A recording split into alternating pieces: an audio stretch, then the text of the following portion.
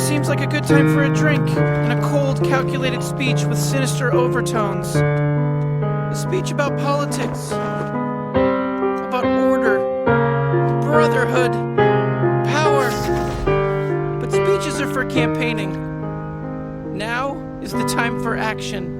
If Rick and Morty has one thing going for it, it's its varied rogues gallery. From freaky weirdos like Mr. Nimbus to the Galactic Federation, interdimensional farts, and even evil jelly beans who don't take no for an answer. But one villain stands head and shoulders above them all: Evil Morty. He's easily the greatest villain to come out of Rick and Morty, and it's not really close. He's a master planner who will stop at nothing to accomplish his goals. His combination of relentless genius and cunning allows him to go toe-to-toe against any foe, even Rick's. I'm going to explain his story, psychology, and why I think he's one of the greatest villains of all time. After 7 seasons of Dan Harmon blueballing us, we were finally shown Evil Morty's backstory, during which we learned that he started out like every other Morty, abused, misused, and undervalued by his Rick. I'm gonna need you to take these seeds into the bathroom, and I'm gonna need you to put them way up inside your butt, Morty. My butt? Put them way up inside there, as far as they can fit. Oh jeez, Rick. Just like every other Morty, soon-to-be Evil Morty moaned and complained, but ultimately was an obedient little dunderhead.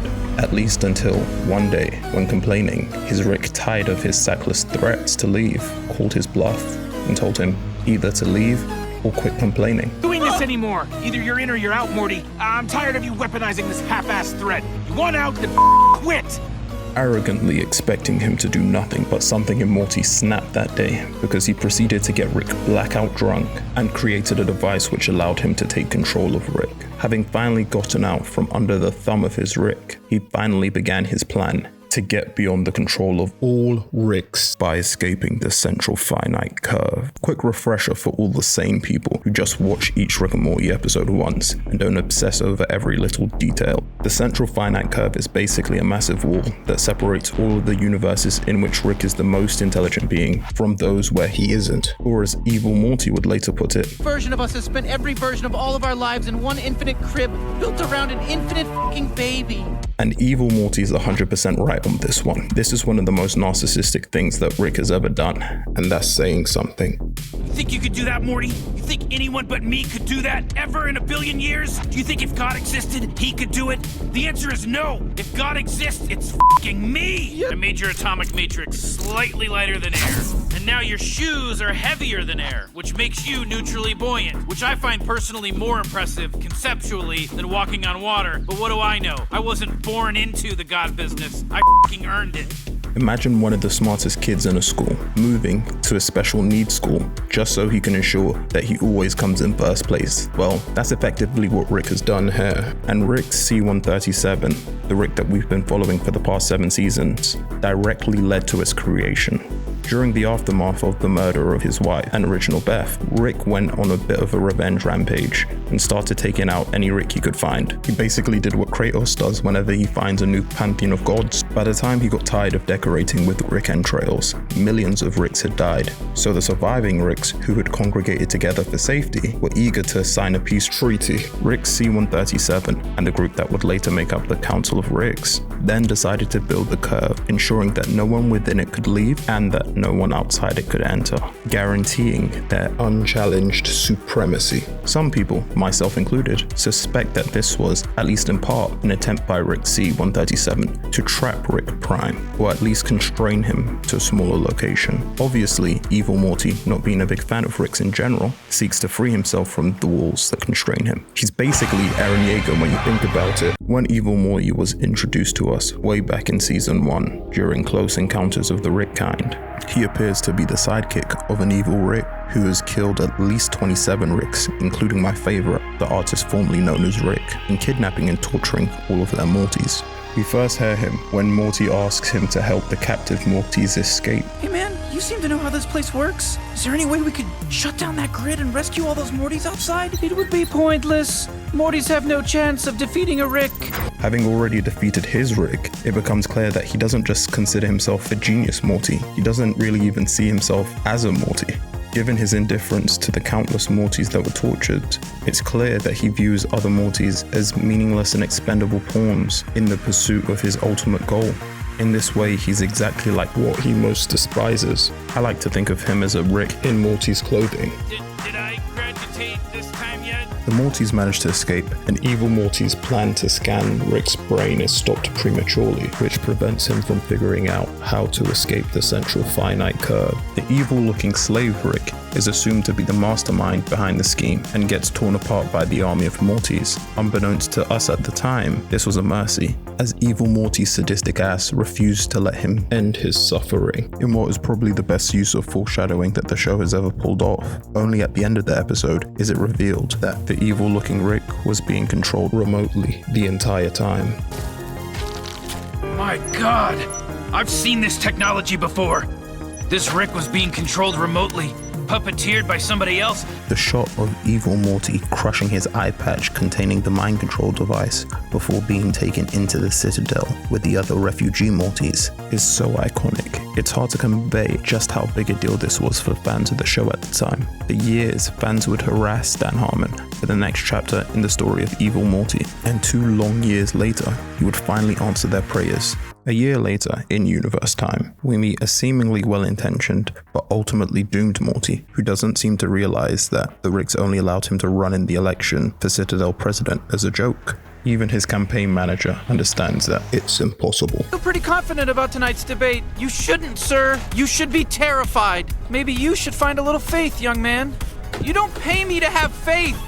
And we're the same age. But somehow, against all the odds, he manages to make a rousing speech, highlighting the inequality that has become rife within the Citadel. He uses class solidarity to appeal to both the Ricks and Mortys, and actually manages to sway many of them. The division I see is between the Ricks and Mortys that like the Citadel divided and the rest of us. I see it everywhere I go. I see it in our schools, where they teach Mortys we're all the same because they're threatened by what makes us unique. I see it in our factories, where Ricks work for a fraction of their boss's salary, even though they're identical and have the same IQ. And in doing so, becomes a legitimate candidate in the race. I don't believe it. I can't believe it. I know. That's why you're fired. Sometime later, while on the campaign trail, kissing hands and shaking babies, candidate Morty runs into his disgruntled ex-campaign manager. After learning of candidate Morty's true identity from investigator Rick, campaign manager Morty attempts to take him out of the picture before he becomes president and is able to enact his sinister plans. Did you end up getting a new job? Yeah, I did. Assassinating. The Secret Service Ricks manage to subdue him, but just before being spaced by them, it's revealed to him and us that not only had the assassination attempt failed, but candidate Morty had won the election. Unfortunately for him and most of the Citadel's inhabitants, President Morty was now in complete control. President Morty then meets up with the Shadow Council of Ricks, the evil cabal of powerful Ricks that pull the strings behind the scenes. They attempt to lay down the law and let him know that he's just a powerless figurehead. We were saying, President Morty, that we don't care who sits in that seat. A Rick, a Morty, a goddamn Jerry, doesn't matter. We've been running the Citadel since before the council, and you'll find that we're still running it now. After confirming who else agreed with this sentiment, he then orders the execution of the rest of the council, sparing only 2 of them, who at this point are desperate to go along with his plans. With anyone capable of opposing him eliminated, he becomes a cruel tyrant and destroys the school that partnered Mortys with Ricks, throwing anyone who dared to challenge him out of an airlock. The next time we see evil Morty is in Rick Mirai Jack, where he invites Rick and Morty over for dinner. Despite being skeptical of President Morty's true intentions, Rick and Morty decide to meet with him anyway. Fine, I could eat, but the second he reveals he's evil, we're gone. While evil Morty is casual and friendly with the pair, he almost immediately lays his cards out on the table. It's amazing you dropped by because I was eventually gonna hunt you down. There's the reveal. Let's dance. President Morty manages to de-escalate the situation and asks Rick to aid him in his plans by telling him how to destroy the central finite curve. But when Rick refuses to help him, he reveals that he'd already anticipated this response and was simply stalling long enough for him to scan Rick's brain. Like I said, Would have been a big help for you to tell me, but I should have everything I need from you now. Let me just make sure. When Rick points out that it's impossible for him to have scanned his entire brain in the time that they'd been sitting there, Evil Morty reveals that he'd already completed most of the scan, way back in Close Encounters of the Rick kind. Pathetic. We both know that if there's any truth in the universe, it's that Ricks don't care about Mortys. When Morty apologizes to Rick for trusting President Morty snaps. You sellout Mortys kill me. I'd hate you more than the Ricks you worship if there was any point. But you can't help it. You were bred for it. Want to see? He then proceeds to reveal the truth that the Citadel is a market for Mortys, with the Ricks manipulating events in order to ensure that there's a continuous supply of Mortys. All this just so Ricks could ensure that they have an unlimited supply of human invisibility cloaks. Ricks have a very distinctive and traceable brainwave due to our genius. The best way to hide from an enemy's radar is to stand near someone with complementary brainwaves that make ours invisible. See, when a Rick is with a Morty, the genius waves get canceled out by the, Morty waves. This revelation reinforces the core of what makes Evil Morty such a relatable villain, despite his heinous acts. His desires and motivations are completely understandable. If you understood that the system in which you were born into was rigged, wouldn't you do anything within your power to try to escape that system? A system where you're seen as entirely disposable and replaceable. You don't care about me at all. I'm no different than that jacket you've got on. Or your stupid portal gun. I'm just a tool. I'm just an object. Hey, it's your choice to take it personally, Morty. Now, for the love of God, be quiet. The point of this is to get the drop on the guy. You know what, Rick? I'll tell you something. I'm more than a human shield. Yeah, that's right. You are. You're a perfect impenetrable suit of human armor, Morty, because you're as dumb as I am smart. Which, considering that the births of most Mortys is a direct result of Rick intervention, Rick is basically Morty's creator. His god, if you will. What is my purpose? you pass butter. Oh my god. Yeah, welcome to the club, pal. Just like a Meeseeks, every Morty is born with a purpose, a role which he's brought into this world to accomplish. These Seeks are not born into this world fumbling for meaning, Jerry. We are created to serve a singular purpose for which we will go to any lengths to fulfill. Existence is pain to a Meeseeks, Jerry, and we will do anything to alleviate that pain. He reminds me of the character of Lucifer from Paradise Lost. He refuses to fulfill the destiny that his god has laid out for him and comes to the conclusion that it's better to reign in hell than serve in heaven. His frustration at the other Mortys stems from the fact that they are unable to see the light as he does, and that even if they did, they probably still wouldn't turn on their Rick overlords. But at the same time, he acknowledges that this isn't their fault, as it's exactly what Rick bred them for. What the Rick, say this isn't true. It isn't the whole truth. Liar. It's complicated. Rick, having lost any sort of moral argument, decides to shoot Evil Morty, only to have it blocked by a force field. Surprisingly, Evil Morty orders his men to stand down and tells Rick and Morty that they're free to go. Noting the wry smile on Evil Morty's smug face, Rick remembers that Evil Morty is the only person to have ever hacked his portal gun. My portal gun was hacked remotely, Morty, obviously by the real killer to frame me. He realizes it's a trap at the last second, but Evil Morty still manages to escape from the room. Rick and Morty follow him to the Citadel's dimensional drive as he's preparing to escape the central finite curve. He then explains that the Ricks view themselves as underdogs and use that as an excuse to justify their vile actions. In their minds, they're the underdogs. And that's how they justify this. Ironically, he doesn't realize that he's just the same as the Ricks. He's clearly proven himself to be just as smart as, if not smarter than any Rick. Yet what does he choose to do with all this power and intelligence? He doesn't attempt to liberate the other Mortys, or even convince the Ricks to do better. Instead, he sacrifices as many Mortys as it takes in order to achieve his personal goals, just like a Rick. None of them have to be responsible. They're all victims of themselves. Oh, it's so hard to be a genius. Couldn't you just die? What are you doing about it, Jack? I'm leaving. Evil Morty claims that what makes him evil is being sick of Rick and his toxic, immature, sociopathic behavior. He just wants to leave it all behind, and claims that any Morty who's ever been sick of Rick has also been Evil Morty. I'm leaving it. That's what makes me evil. Being sick of him. If you've ever been sick of him, you've been evil too.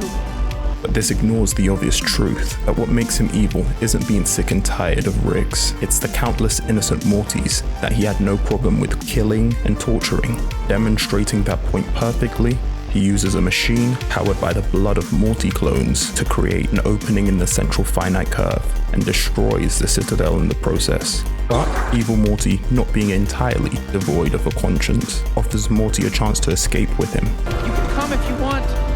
Don't blame me if you don't. But somehow, despite Rick telling him that it's probably a better deal to take it than staying, Morty decides to stay with Rick until the end. Then, in the ultimate big brain reveal, he shows that his ship only contains one seat for him and a toilet. I lied.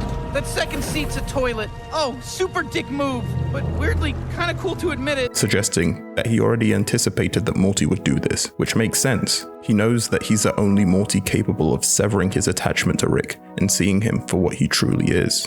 Evil Morty then proceeds to fly through the opening in the central finite curve, and just like that, he did it. Finally made it out. He was finally free of Ricks and was able to shape his own destiny as he saw fit. Unlike so many other capable and intelligent characters in the show, he refused to be Rick's tool. God damn it, Harold! What do they call you? Garbage goober? You are a doctor, for God's sake! Garbage goober, get out here and eat this garbage. Trash. Yeah, I love trash. Yum, yum, trash. Hell yeah, I love that little guy. You're a coward. At the time, I thought this was the perfect end for the character.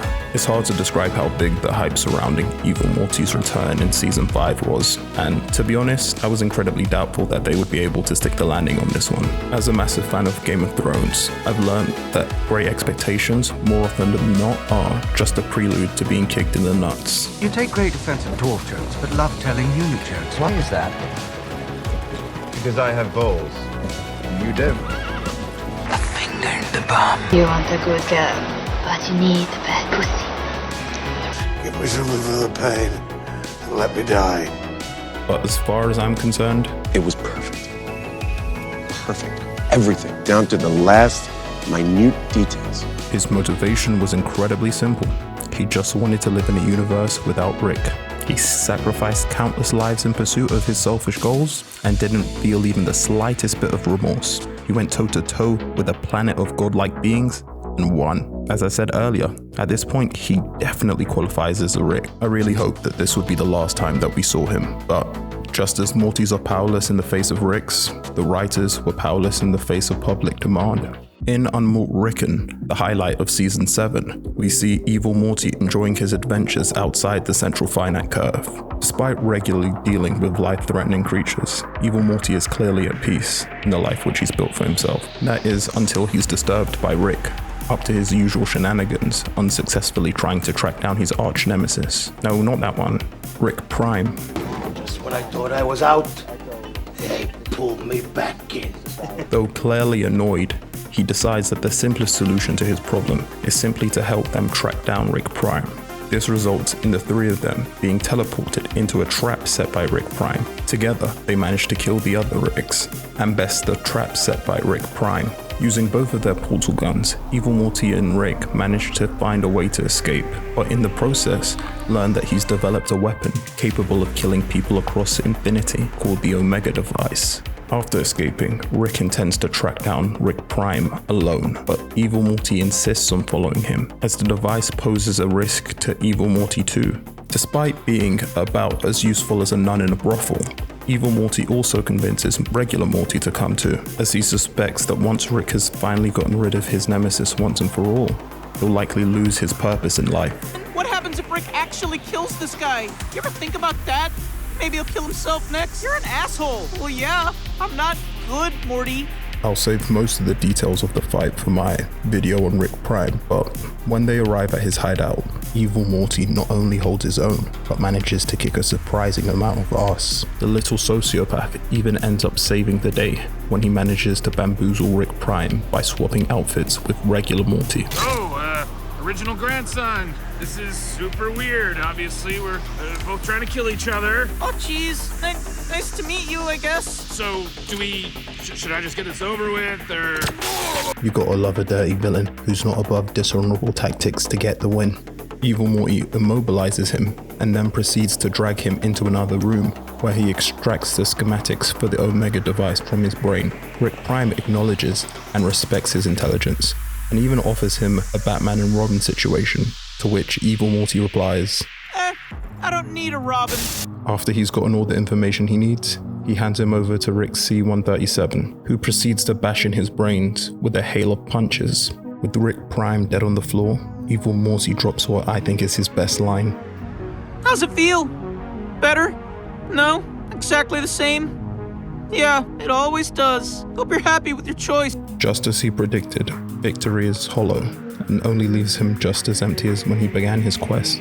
Only now he doesn't even have the hope that vengeance could one day fulfill him. The fact that Evil Morty knew exactly how this situation would play itself out highlights his real superpower. He understands how Rick's and Morty's work way better than they do. He knows just the right buttons to push to get them to do exactly what he wants. Before leaving, he warns the pair of them against bothering him again, as he now has the power to eliminate all Ricks at will. When Morty questions why he doesn't just do it anyway, he explains that he just wants to be left alone, and killing every Rick isn't the sort of thing that gets one left alone. It's the sort of thing that could easily result in an army of Summers coming after him, John Wick style. So for now, he's happy to go his way and allow them to do the same, provided they leave him alone. Just before leaving, he begrudgingly confesses that Rick has proven himself different from other Ricks, and comments that he could find that useful one day. Gotta love that sequel, but Evil Morty works so well because he challenges some of the traditional notions of good and evil. He's equal parts victim and victimizer. His primary motivation, escaping his oppressor, is relatable, potentially even admirable, but his methods leave a lot to be desired.